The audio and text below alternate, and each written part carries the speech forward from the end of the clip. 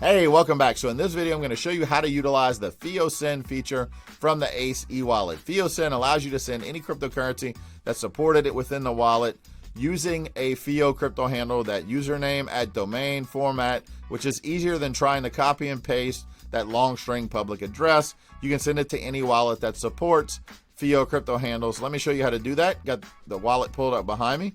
Now from here, I'm going to hit Assets. Assets opens up the wallet, and you can see it'll list anything that's in the wallet, and I hit Bitcoin. And then from here, I hit Withdrawal.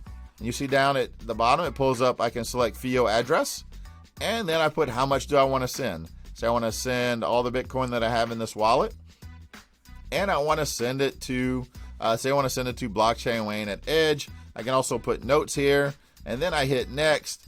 It asks me to confirm my withdrawal, and from here I have to put in my authentication information. Okay, I put in my two-factor authentication showing that I wanted to confirm sending that cryptocurrency, and it shows me that the transaction is now sent. It's done. It's pending. Once it's confirmed on the blockchain, it will show it's complete.